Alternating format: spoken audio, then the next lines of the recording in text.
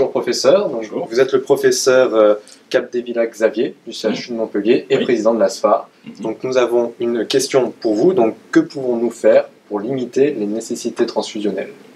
Alors c'est une vaste question, je dirais même c'est un vaste programme. Oui.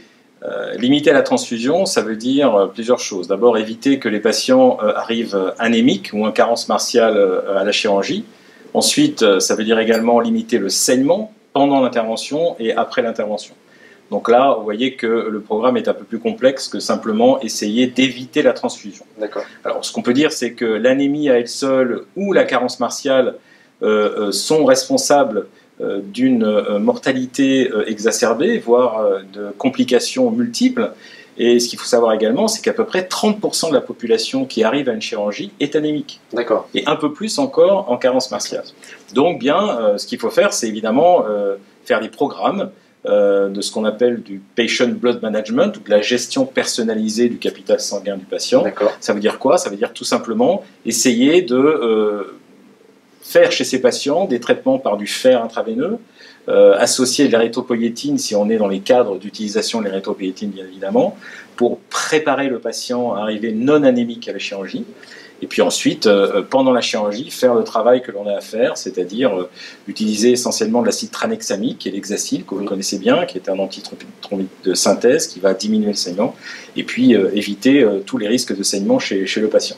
En post-opératoire également, continuer à essayer de veiller à ce que les seuils transfusionnels soient toujours le plus haut possible pour essayer d'éviter évidemment la transfusion. Donc voilà en gros un programme qui va nous permettre de diminuer la durée d'hospitalisation et de diminuer la transfusion chez ces patients. Très bien.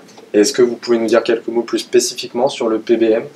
Alors le PBM en lui-même, c'est-à-dire donc la gestion personnalisée du capital sanguin, c'est quoi? C'est essayer de minimiser le risque de perte sanguine chez le patient. D'accord. Et également de minimiser la transfusion. Ce sont les deux grands problématiques. Alors ça s'appuie sur trois piliers qui sont un pilier qui est plutôt dans la valence préopératoire, qui est la préparation du capital globulaire du patient. Donc ça, c'est ce que je vous disais, ça se fait sur une préparation après avoir dosé la ferritine et le coefficient de saturation de la transférine. C'est permettre au patient d'être chargé en fer et en érythropoïétine pour permettre d'augmenter l'hémoglobine avant la chirurgie.